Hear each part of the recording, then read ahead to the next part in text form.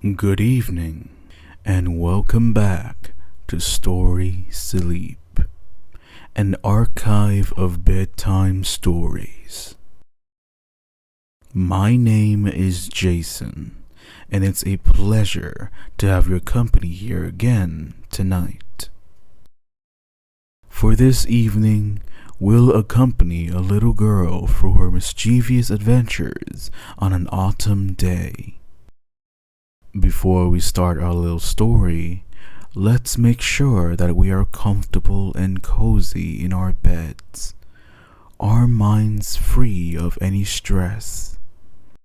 Relax your body and soul as you imagine yourself under the shade of a tree as the autumn breeze passes by. The title of our story today is Sunshine. Sunshine is a girl, always barefoot, with long brown hair stretching down her back, highlighted with the colors of autumn, rich golds and fiery reds. Her slanted cat eyes are strikingly deep purple. She glows with happiness and adventure. This is what makes her beautiful, shining from the inside out.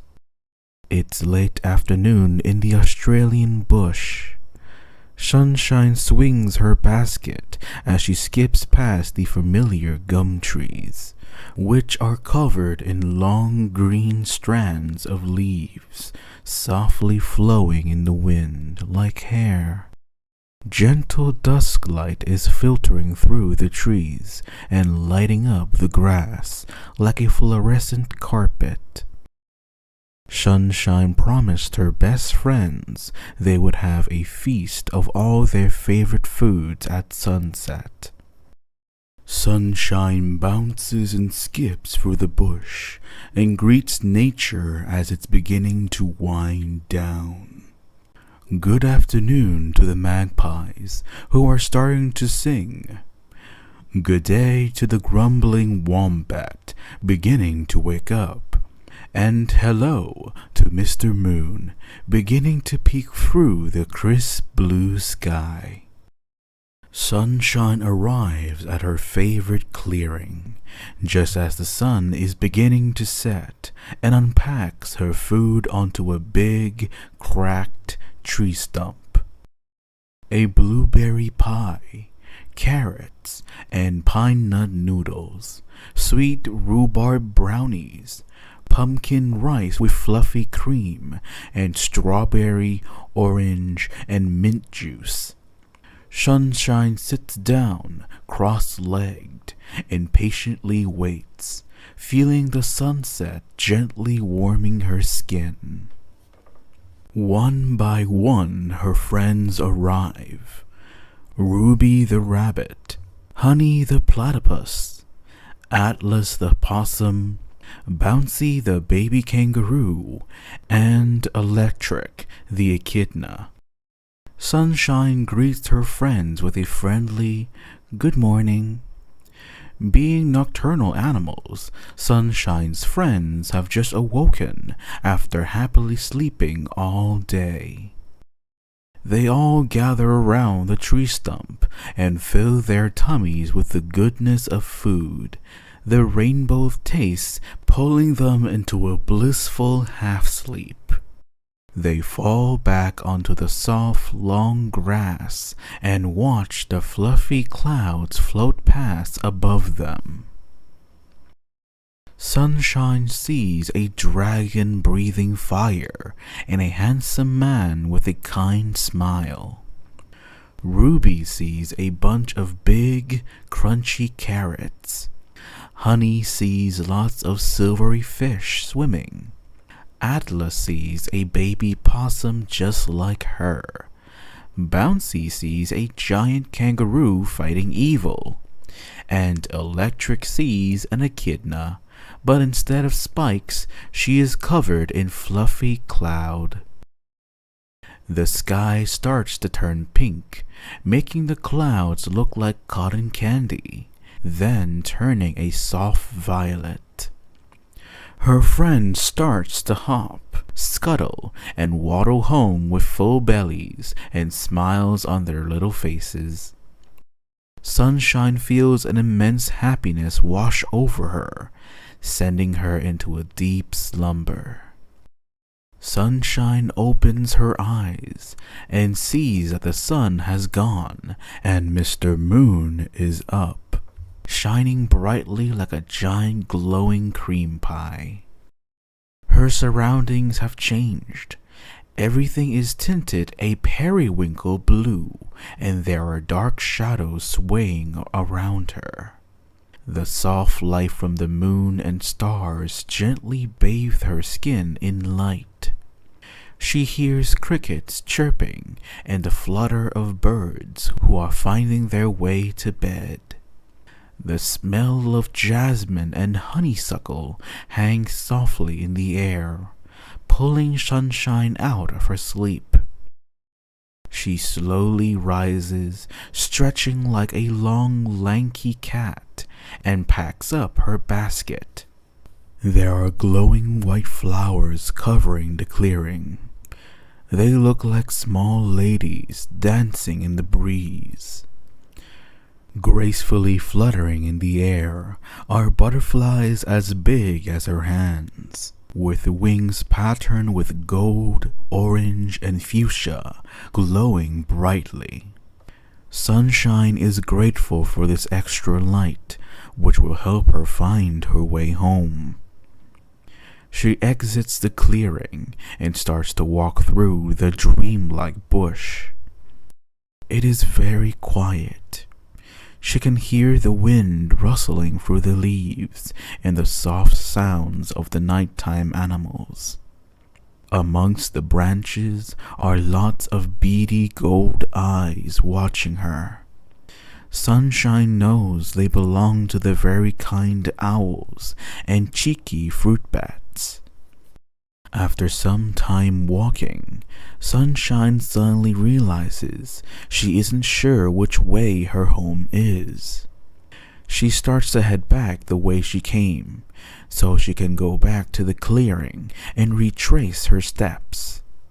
But she seems to be getting deeper and deeper into the unknown trees. Sunshine closes her eyes, takes a deep breath, and continues walking. Working out a plan with each step, she has lots of friends in the forest. She will ask them for help. She stops and looks up at the shining moon through the trees. "Gentle Mr. Moon, will you help me find my way home?" Sunshine whispers. "To be like the moon, always see the big picture," the moon replied in a deep, chuckling voice. Sunshine stares up in silence and waits for some more information. "Thank you, Mr. Moon," she finally says, continuing on her way. Through the trees, Sunshine spots a patch of dark sky filled with stars blinking down at her. The big picture, Sunshine thinks. "How about you, little baby stars? Can you help me?" she says. "Even though we may be small, we have so much light to give. With lots of us and determination, we can light up the world. Even within darkness, keep shining your light." All the stars chime. "Thank you, baby stars," Sunshine says. Sunshine continues on through the trees with assurance and brightness. "Keep shining through the darkness," Sunshine thinks. As she thinks this thought, the scenery begins to change, the trees becoming more sparse. Sunshine can hear the soft trickling of water in the distance. She follows the light of the moon to an opening where she finds a large river. It is sparkling dark blue, like it's filled with sharply cut sapphires, with the moon and stars dancing in the reflection. The banks of the river are covered in soft green grass and mossy rocks. It's cooler here. The fresh breeze brushes through Sunshine's long hair and cools down her hot cheeks. Sunshine looks out across the river. "Hello, Miss River. It's nice to meet you," Sunshine says. "Good evening," says the river in a soothing, relaxed voice. "I'm not sure which way my home is. Could you help me?" With persistence, water can break through anything, even stone. "Oh." "That is all I have for you," says the river. "Okay, well, thank you very much, Miss River." Sunshine sits on the banks of the river for a little while longer, swirling her feet around in the cold water to help relieve the soreness from her journey.